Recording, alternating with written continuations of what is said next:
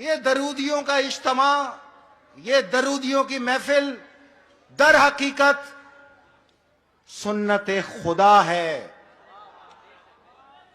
और तकफीरियों के मुंह पे तमाचा है, खारजियों के मुंह पे लानत है और दज्जाल ज़ादों को यह कहना है कि आज भी ये नौजवान जो हैदर हैदर का नारा मार रहे तुम्हें जंग खैबर की याद दिला रहे हैं। हाँ,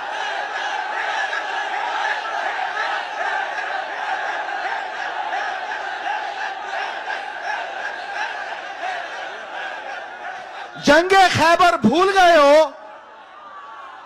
मेरे मौला ने तमाम जंगों में कहा मैं अली इब्ने अबी तालिब हूं। जंगे खैबर में ओ दज्जाल ज़ादो तुम्हारे उस वक्त के आका को कहा मैं वो हूं जिसकी मां ने उसका नाम हैदर रखा है।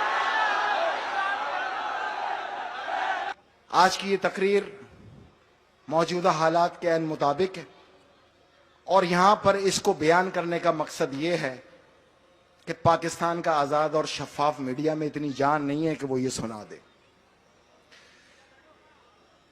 ये तौहीन रिसालत जो बार बार होती है, इसकी वजह क्या है ये मैं आपको बताता चलूं। जब जब इसराइल अपने कदमों को फलस्तीनियों को रोनते हुए आगे की तरफ बढ़ाता है, कोई ना कोई मलऊन खाके लेकर आ जाता है। गजा की पट्टी पे जब इसराइल ने अपने आप को आगे बढ़ाया तो सलमान रुश्दी आया। जैसे जैसे इसराइल के कदम बढ़ते गए वैसे वैसे ये चलता चला गया और अब आ रहा है ग्रेटर इसराइल। तो ये मलऊन निकल के आ गया। वजह सिर्फ आपकी तवज्जो को डाइवर्ट करना, ताकि आप उस टॉपिक को फरामोश कर दो जिस पर आपको, मुझे और हर साहिब ईमान को, हर आशिक रसूल को होना चाहिए। आपसे सिर्फ यह बताना है कि अब वो वक्त आ गया है जिसका 13 साल में आपसे इजहार करता रहा। बेशक कि वो वक्त आ गया है। इसी वक्त के लिए हमारी भी दुआ थी कि परवरदिगार हमें जिंदा रखना, और इसी वक्त को निमटने के लिए और अपनी रियासत को बचाने के लिए परवरदिगार ने हमें ये ड्यूटी दी है। अगर जिंदा रहे तो मेरा आपसे वादा है इन खारजियों को, इन आलमी ताकतों को वो मार मारूंगा कि ये शाम और इराक को भूल जाएंगे। और इसका आखिरी जो महवर है वो 2 मुल्क हैं, एक ईरान दूसरा पाकिस्तान। ये 2 मुल्क महवर इसलिए हैं कि दुनिया में कुछ भी हो जाए ये 2 मुल्क इसराइल को, ग्रेटर इसराइल को नहीं, ग्रेटर इसराइल को तस्लीम नहीं करेंगे। ईरान इसलिए नहीं करेगा कि वह विलायत फकी का निजाम है। हैदर हैदर यही है ना। मरहब को तो याद दिलाते हो, मरहब ज़ादों को तो याद दिलाते हो, हम वही हैं ना? पाकिस्तान इसलिए नहीं करेगा कि यहां पे ISI मौजूद। मेरी ये जाती रिसर्च है कि जब तक ISI पाकिस्तान में वजूद रखती है इसराइल को तस्लीम नहीं किया जा सकता। दज्जाल की फौज हरामजादों पर मुश्तमिल होगी। दज्जाल ये अपनी फौज बना रहा है। अब इसका बेसिक नुक्ता क्या है? Greater Israel. पाकिस्तान में अजीब लगता है कुछ सहाफियों को ये देखते हुए कि अगर हम इसराइल को तस्लीम कर लें तो क्या है, हमारा कर्जा उतर जाएगा।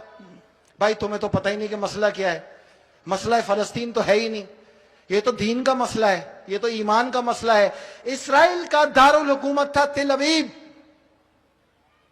ग्रेटर इसराइल का दारुल हुकूमत अब बनाया गया है 2016 में दुनिया के अजीम मस्खरे साबिक सदर डोनाल्ड ट्रंप के हाथ से यरूशलेम।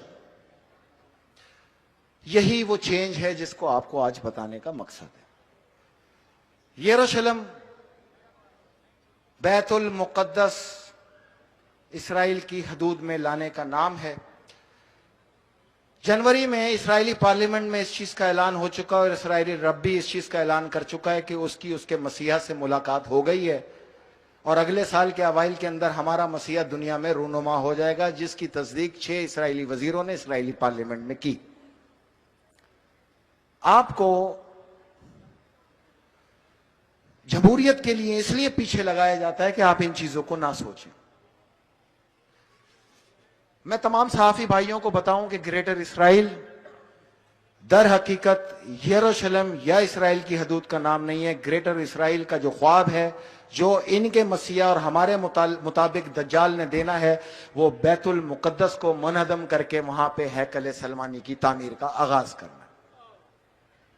तो तुम अगर ये इसराइल को तस्लीम कर रहे हो या ग्रेटर इसराइल को तस्लीम कर रहे हो, तो तुम बैतुल मुकद्दस को मुनहदम करने के हक में वोट दे रहे हो और हैकल सलमानी को तामीर करने का वोट दे रहे हो। तो बराए मेहरबानी ये बात याद रखो कि ये फर्द वाहिद का फैसला नहीं होगा। पाकिस्तान में जब तक एक एक अहले ईमान मौजूद है, इस हक में खड़ा होगा कि बैतुल मुकद्दस ही किबला अव्वल है और ये मुसलमानों की आन है, शान है और जान है। हम किसी भी सूरत इसराइल को और ग्रेटर इसराइल को तस्लीम नहीं करेंगे।